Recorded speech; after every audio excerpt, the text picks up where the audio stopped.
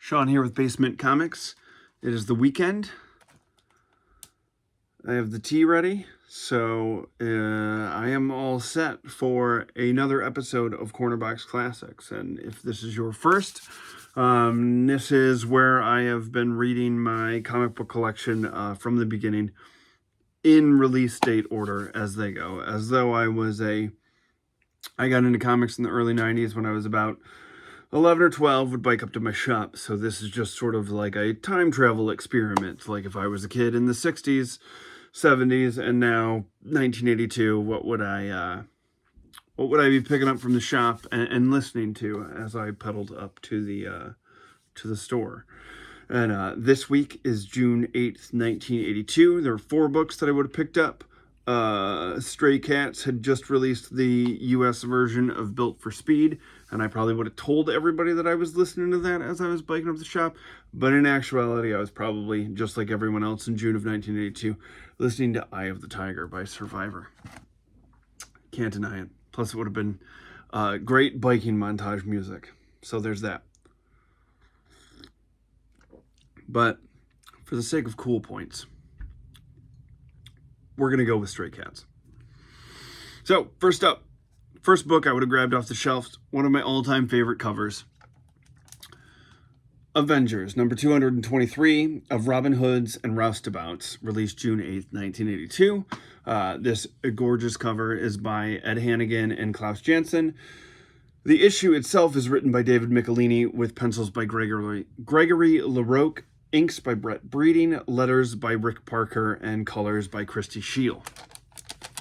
Kick-ass cover, by the way. Yeah. So this issue is it's fun because it's just a standalone Hawkeye story, and Scott Lang gets thrown into it in hilarious fashion.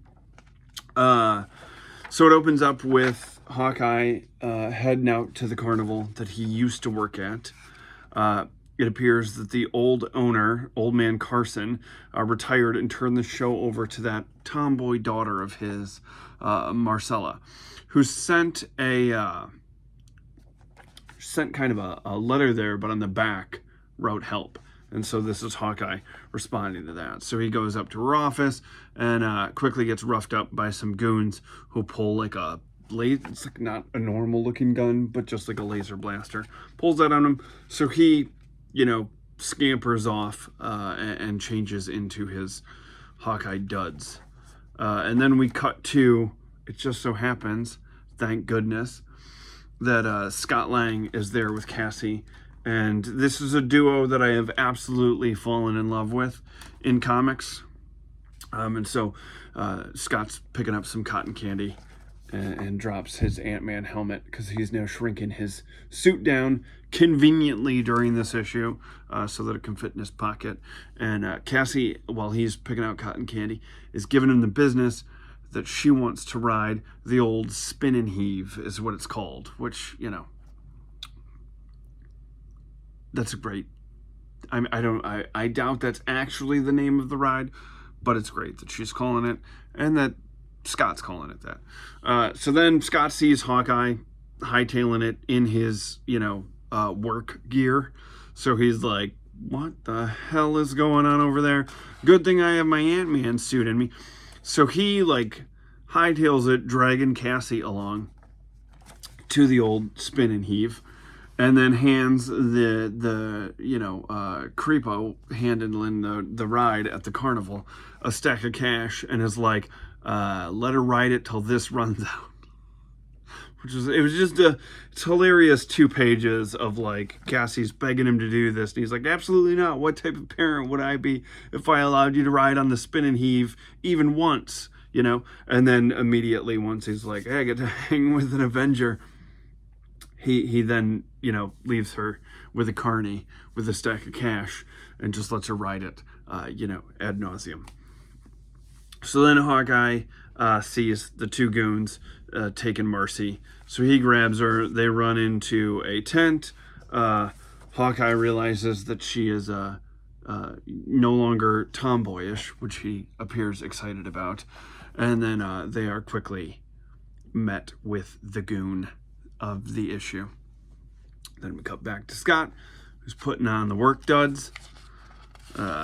So you get through that, and then it is obviously revealed that it is Taskmaster, who, Scott in a previous two-parter, 168, 167, somewhere around there. I'm sure there's going to be an editorial note here that's going to help me out. He ran him out of business in that one particular area. So now he's like, my brilliant idea is like, for lack of a better, he's like, scumbags hang out at carnivals, and I always need more scumbags, so let me grab some scumbags. I didn't say it. Taskmaster did. So this, of course, like Hawkeye goes after Taskmaster, but Taskmaster, you know how his power set works. So he's quickly defeated. It's when Ant-Man shows up with ants, which is great because, Taskmaster can't really see those coming. And it is basically just a Hawkeye, and like the great thing is like Taskmaster throws Hawkeye into this cage, hooks a generator up to it so that it's now electrified, and puts a lion in there, which is just, it's comics, man. It's awesome. Like, Hawkeye's fighting him at a carnival. Of course there's going to be a lion there. And then all of a sudden the lion gets, like, tossed aside, and it's clearly Scott. So now they have teamed up. They've both been shrunk down to get out of the electrified cage. And then they go taking on Taskmaster and the goons. Marcella is helping them out. Then Taskmaster loads a dummy. He has his goons load a dummy loaded with explosives into a cannon that they're going to launch into the middle of the carnival and blow up the carnival. Because comics. And so that's when they do the whole, the arrow trick with Ant-Man attached to the arrow to stop this from happening. So he winds up like launching himself onto the rocket and diffusing the explosives on the inside. And then the rest of the Avengers show up at the very end to like look good for the press, I suppose. They didn't do anything. They're just standing around. And I thought that was because like the last caption box here is like, and then the adventure is over, and I was like, oh man, that's the end of the issue. Like, these things wrap up so nicely now. It's kind of nice. But I was like, that seemed slightly abrupt. And then there was a bit of a, like a tag on here, almost like an after credit scene. And this felt absolutely like a sitcom. Because Scott's getting changed out of the work clothes and back into his normal clothes. And he's like, holy shit, I forgot about Cassie. And so he runs, finds Cassie like lamenting here, sitting on the bench by the ride. And this felt so like 80s sitcom where she's like, I'm a little tired now, Dad. And then she yawns, but can we come back and ride the spin and heave again tomorrow? And he's like, tomorrow. And then you get the look at the camera and the wink and the kids. And I was like, that's like, this issue was great, but then the little wink at the camera, the whole thing, the freeze frame, credits, dog at the typewriter, totally 80s. I loved it. This was a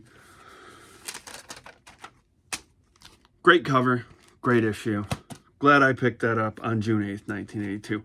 Up next, and this is exciting, Incredible Hulk number 275, Megalith, released June 8th, 1982, written by Bill Mantlo, pencils by the late great Sal Buscema, inks by Joe Sinnott, letters by James Novak, colors by Bob Sharon, and this cover by Al Milgrom.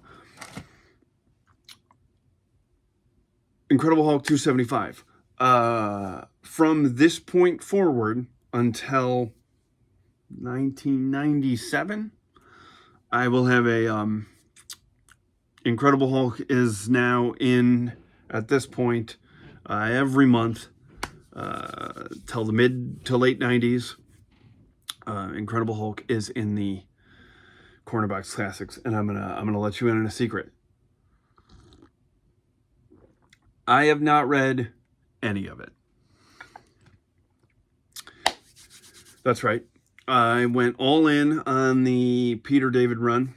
as I think I've explained, where I was like, I had gotten into Epic Collections, but then wound up flipping those Epic Collections in the time period and filling out the run.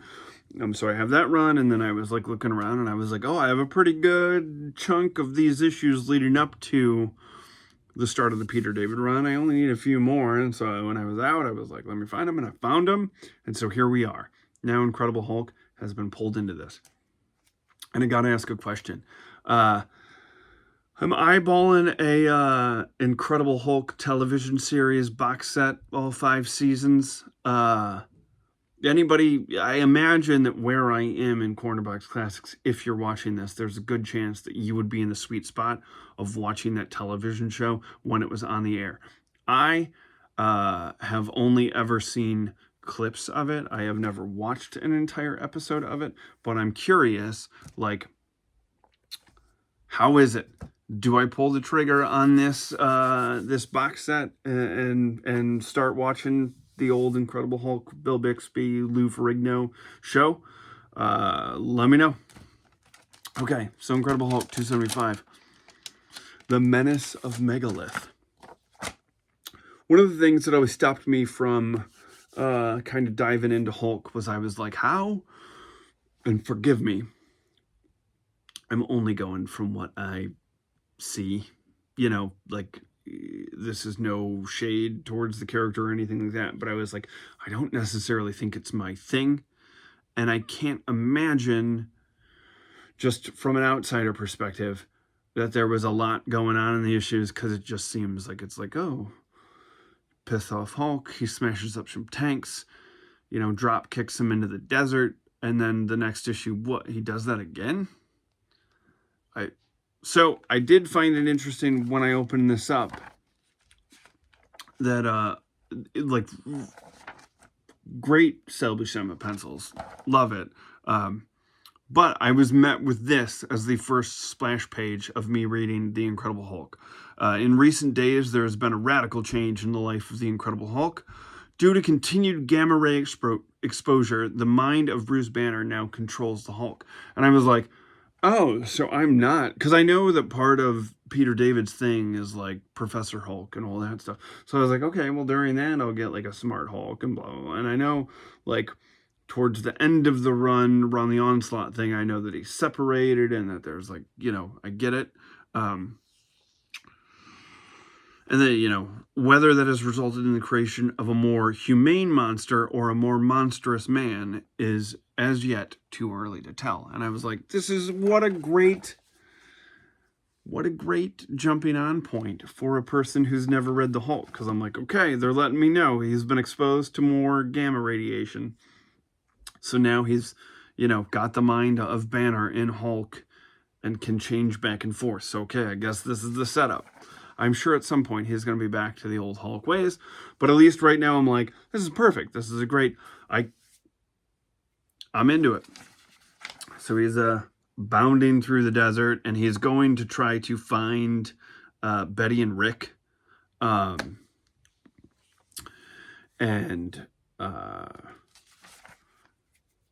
he's going to find Betty and Rick, and then kind of, you know, you get a little bit of a flashback to the fact that Rick has, like, blasted himself with gamma rays, which, you know, why he did that he will explain later in the issue. So he's basically like, I gotta find him. You know, he's sort of like remembering that this happened, and he's like, I've got to find him. And he's like, I think the place that they would be at is Gamma Base.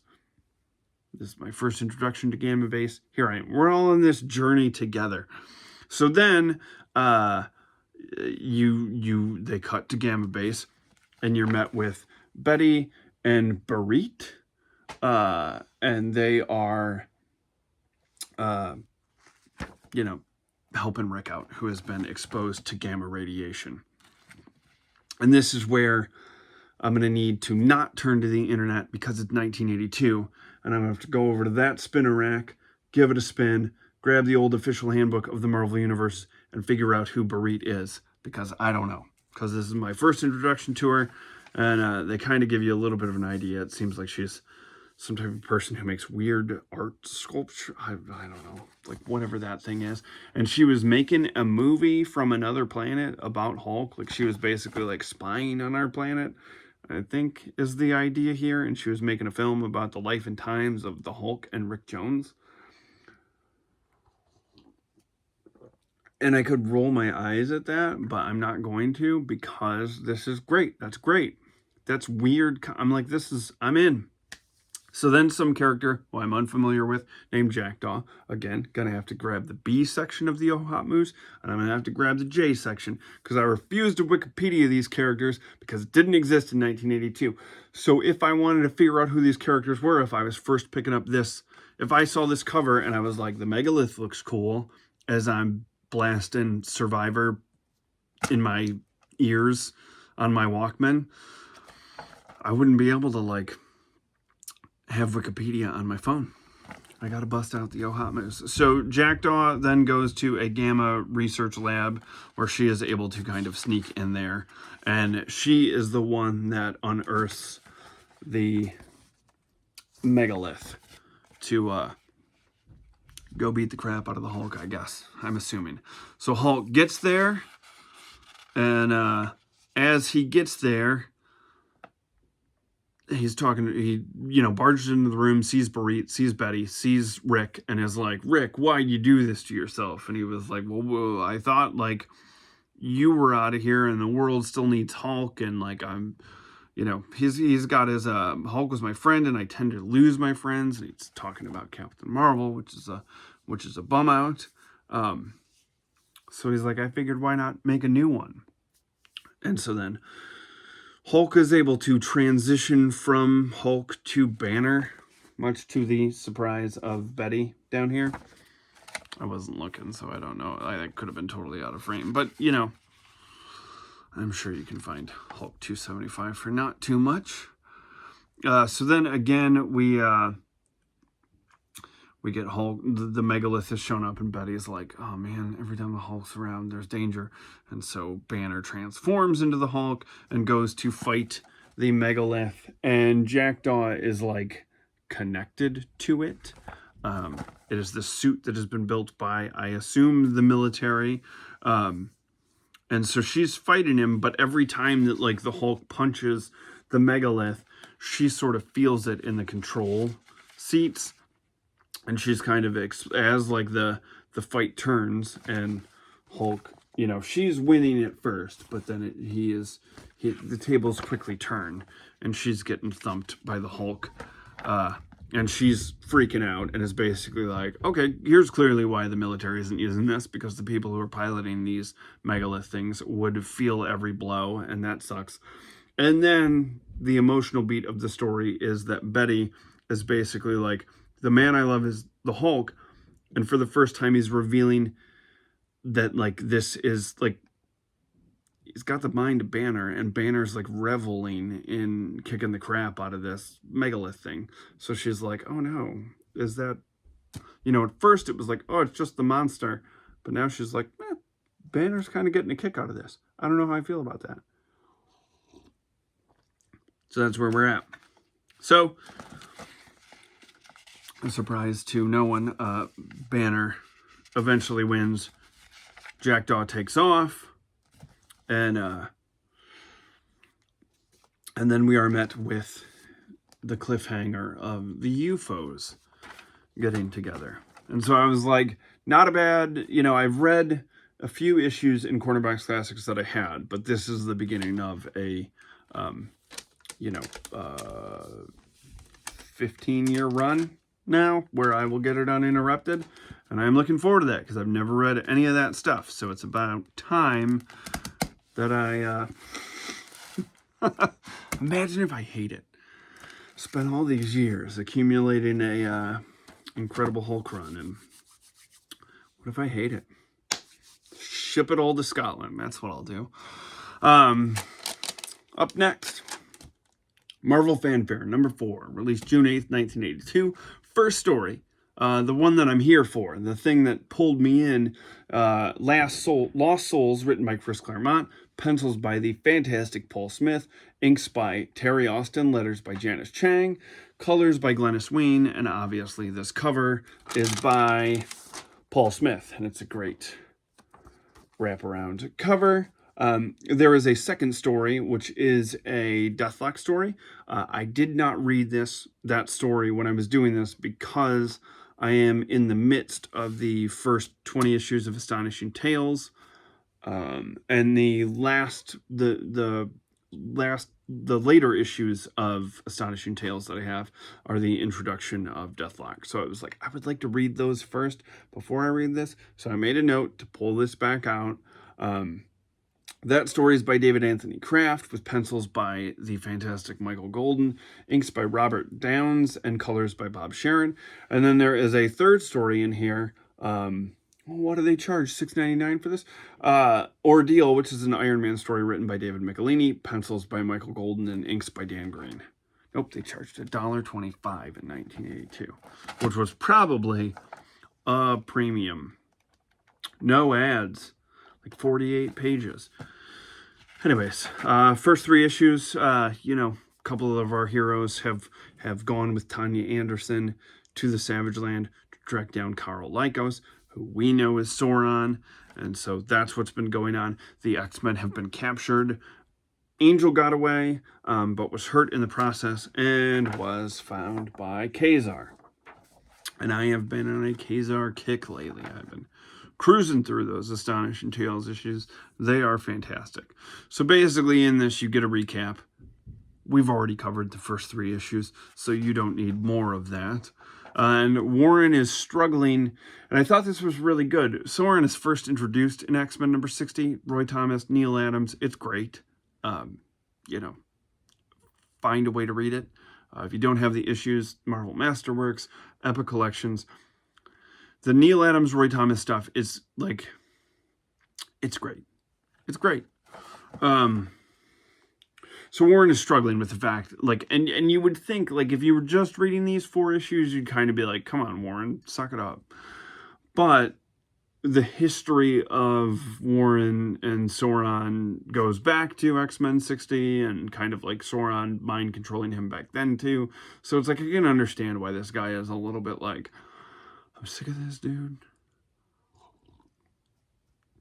So I get it. So then we cut to Sauron's little citadel there. Brainchild's there. He's blasting the holy hell out of the X-Men and turning Storm at this time into a Neanderthal. It's real bummer. I'm going to show this cover again because dang, that's good. Paul Smith is fantastic. Kazar and Angel come up with this plan. Angel's going to fly to the Citadel, try to distract him. Well, Kazar sneaks in through the water with Zabu and frees the X-Men. So Sauron takes off towards Warren. They're doing a little aerial flight, which is always fun. And then Kazar breaks into the Citadel. Warren is defeated, but Brainchild goes super creepy on Storm here. And it's not cool, and then is met with Zabu and quickly thumped, which is good. And this is where Kazar runs into his love, Karl's. Yeah, it's not Kazar's.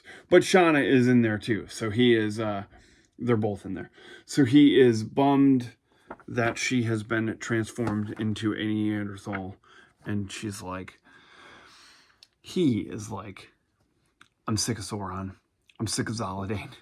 I'm sick of the mutates here. I'm taking them all down. Then they hear Nightcrawler being changed by the machine, and they go out there to attack Zoladane. A battle goes on. The X-Men are then unleashed, and it is the X-Men versus the mutates and Zoladane's people. Storm, kicks the weather stuff into her powers, into gear, and the X-Men go out like Colossus punches. I mean, that's great. Colossus punches Sauron right into a waiting Wolverine, who cuts up most of Sauron's wing, but Sauron still stands. until Storm has her way with him and basically knocks him back into Carl Lycos. And so this is where they are able to eventually destroy the machine that's been changing everyone, and they take Carl back with them to Professor Xavier's school, where they give kind of a brief recap on what happened in X-Men number 60, and explain that Xavier can possibly cure Sauron, and spoilers, it looks like he does there, but he doesn't. Then there's the Deathlock story, which I did not read, and then an Iron Man. It's like a 4 or 5 page story where he's basically having a dream where he's fighting his ego. And so it was pretty good, you know? I mean, it's worth it for me for the first story. So the fact that the 2 backups are things that I'm actually interested in and not just throwaway stuff, it's always ideal. Last book that I would have picked up, June 8th, 1982. The Uncanny X-Men, number 161, Gold Rush, written by Chris Claremont, pencils by Dave Cockrum, inks by Bob Wyacek, letters by the fantastic Tom Orzechowski, colors by Glennis Wine, and this cover by Dave Cockrum and Bob Wyacek. Our characters have been in Magneto's old base in the Bermuda Triangle, away from the school. They have found Xavier. We know that there's brood things going on. It obviously opens up with Xavier having some type of fever dream while he is unconscious. The team is trying to get him to wake up, but it is not looking good. Scott's struggling with this. He's pissed off. He takes it out on Storm as he's discussing, well, maybe I should have been leader anyways because you guys wrecked the Pentagon and it's made the front page of the news and maybe it's time for me to come back and take over. And Storm's like, I'm sick of this crap, Scott. You want it? Take it. And so Scott quickly apologizes and is like, listen, man, I just lost Jean. Now I'm losing this guy who's basically been more of my father than my actual father, who just reappeared too. So Scott's sort of going through it during this, and thankfully Storm at this time is level-headed enough to understand that, like, he's not really yelling at me, he's just upset. Lilandra is like crying over Charles' body, and this is where we cut to 20 years ago with Charles arriving in Israel to a hospital where they are working with survivors of the Holocaust. So the head of the hospital, Dr. Shamran, is he introduces Xavier to a volunteer there named Magnus. And so this is a flashback to the first time that Charles and Eric Magneto meet, which is pretty fascinating. And one of the things that Dr. Shamran says in this is most of our volunteers were in camps, Charles. They bring a degree of empathy to their work that the rest of us can't match, but occasionally there comes a case that stymies our best efforts. And I really appreciated like him explaining that the volunteers in there were survivors of the camp, and I liked the mention of the empathy of these people having survived this helped with the care of the others. And I just sort of think this was just a really good thing to see, and kind of something that we definitely need to hear more of, because, you know, empathy is something that we all could use more of even today. And so I was going to say, if you are ever in the greater metropolitan Michigan, Detroit area where I'm based, there is the Ziegelman Holocaust Center in a city that's not far from where I'm at. And it's a fantastic museum is not the right word. It is a kind of like walks you through the history of the Holocaust. I went with a work thing where I got to see they were doing a presentation on how eugenics went wrong in medicine back then, obviously. And so I had kind of a curated thing where I went there with a small group of people that I work with, and we were guided through the Ziegelman Center by relatives of survivors. And they were able to give us firsthand experiences, or secondhand experiences, although there are, I know, a few, I think, volunteers there that have, like, pretty much everyone who volunteers there is a relative of a survivor, and it's a very powerful museum. One of the things that really struck me is it's one of 11 places in the States that has a sapling from the chestnut tree that was outside of Anne Frank's window. So that's a pretty powerful thing to see. There is obviously some of the train cars there, and you are able to, like, legitimately, the people who walk you through here have a great, deep, impactful understanding of this. So if you are ever in the area for anything, you come here for Comic-Con or something like that, and you know, it's worth a stop. I know everybody wants to go to Motown and see the hits, and that's cool too. But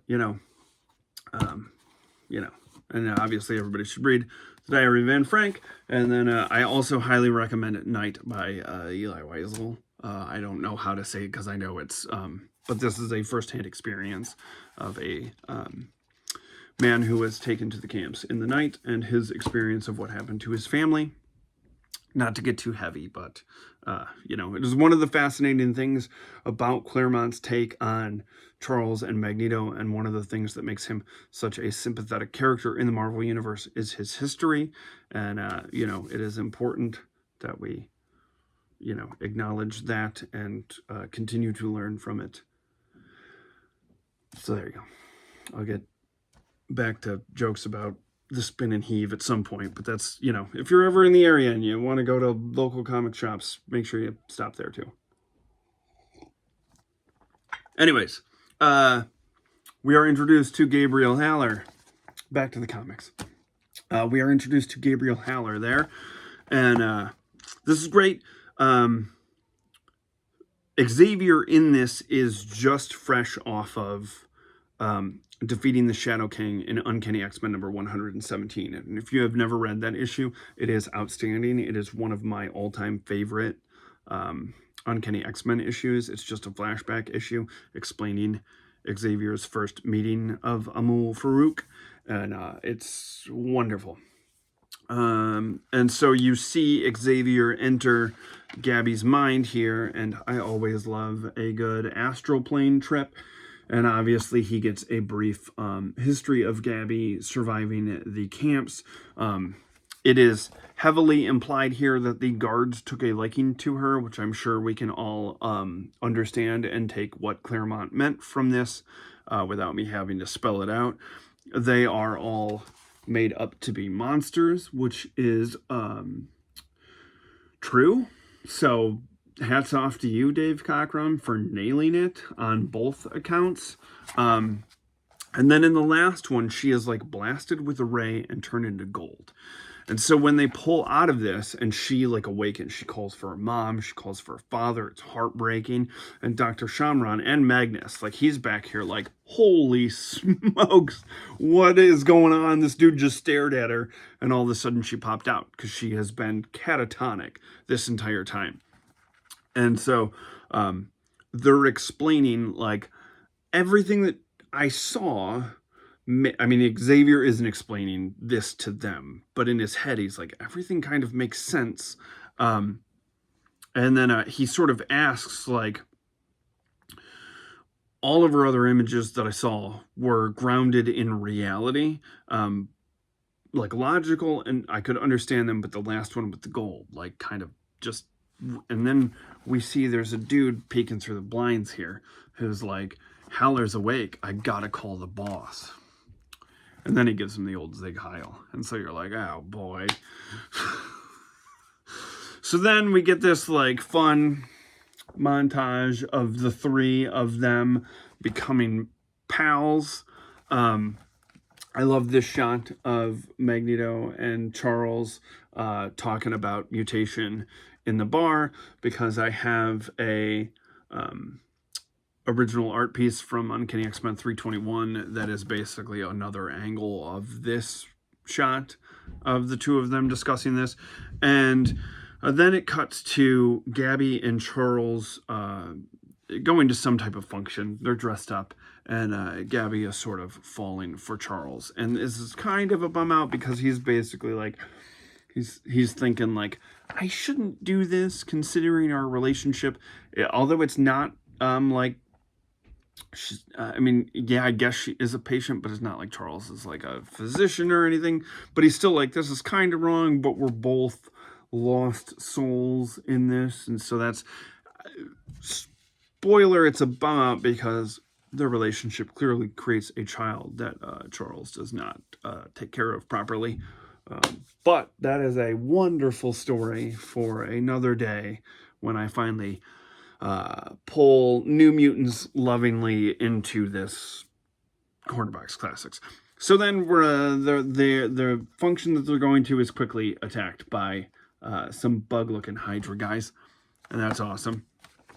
Chris Claremont trope is that Xavier gets grazed by a bullet. You would be shocked at the amount of grazed head injuries resulting in unconsciousness in Chris Claremont X-Men comics.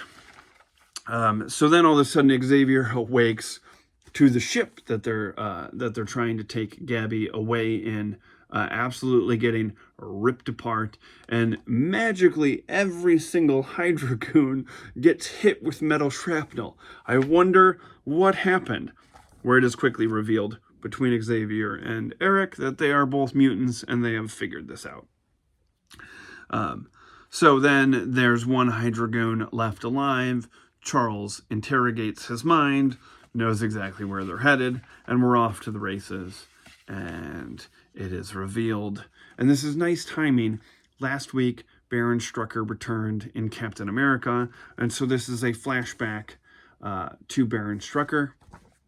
And Charles and Eric have gone full Indiana Jones and knocked some Hydra goons out, donned their costumes, and are now seeing that all of the gold that Hitler and the Nazis had stolen is hidden behind this wall, and now Baron Strucker has it, and he's clearly jazzed by that. And that's when our heroes strike, and Xavier grabs Gabby, who has gone catatonic again because she's getting, she just busted out of this maybe a few weeks ago, and now she's pulled back in. And the goons go to fire, and Charles is like, Magneto, look out. And he's like, bullets don't mean nothing to me, Charles, and quickly pushes them away. And then Charles gets all of the Hydra goons to start fighting each other. That's when Baron shows up, and he's like, I'm a little smarter, so it's going to take a little bit more to fight me. And he busts out the Satan Claw, and Magneto's like, oh, that's cute, and then just scrunches his hand in it, which is magnificent. And then basically Magneto's whole thing is kind of laid out here, where he's just like, if I'd had these powers when I was in the camp, you guys never would have made it through the night. And then he zips his buddies out of there. He blows a hole through the roof of the mountain, shoots Xavier and Gabby up it, and then is like, I'm taking the gold too. And he just launches all the gold out of there too, follows behind, and the cave collapses on Baron Strucker. And that's where Magneto's like, hey, our ideals aren't going to work, Charles. Enjoy Gabby. I'm taking this pile of gold, and I'm getting out of here. And that's the end of us seeing those two characters. Charles and Gabby are happy, and suddenly Charles wakes up, and he's like, hey, I'm awake. And so they're like, well, now that he's awake, Lilandra needs to go back to space, so they throw a farewell party, and I really dug this. Corsairo's leaving, and Scott's like, why are you leaving? And he's like, listen, I respect Lilandra, but I have no love and less trust for the Shi'ar. And I was like, this space pirate knows the Shi'ar. Lilandra's given a toast, and all of a sudden she starts like she's not able to speak. She can't kind of get it out. She collapses, and then Deathbird is revealed to be there, and there is a bomb underneath the table they're feasting at. It goes off, and lo and behold, it is Deathbird and the Brood. And that's where we are left off. So we're still in the middle of the Brood thing, but we got this fun little, like, let's steal a bunch of gold from jerk Nazis. And I'm here for that. So, that is June 8th, 1982. And a plea to go to a Holocaust center if you're ever in the Metro Detroit area. So that's Corner Box Classics this week. I hope you had fun. You know, as much fun as Cassie Lang did on the spinning heap. Yeah, that's it. Look at that. Not an hour. Hooray! It's easier when there's less books. Yeah. So, you know, if you dig what I'm doing here, please comment. Let me know. Let me know about the Incredible Hulk TV show. I really need to know that because I'm sure I like old television shows and movies, so it's not like I'm expecting it to be the MCU. I just want, like, are the stories fun? Is it a fun show? I don't need it to be, like, high art. I just want to be like, am I going to pop some popcorn and have some fun with this? Let me know. You pick up any of these issues? You enjoy them? You ever been to the Ziegelman Holocaust Center? Let me know. Yeah, and I'll be back on Wednesday for a, hopefully, a bike. We are, like, it's a roller coaster every day. It's like 60 yesterday, 30 today, 60 tomorrow. Could be rain. Who knows? Could be snow. I don't know. We'll find out together on Wednesday. So let's keep our fingers crossed for a bike ride up to the comic book shop to pick up our new books. Either way, I'm going to be here on Wednesday. It'll be later, though. I got stuff to do during the day. I can't sneak away. I got to wait till later. So, see you Wednesday. Thanks for taking this ride with us. Bye.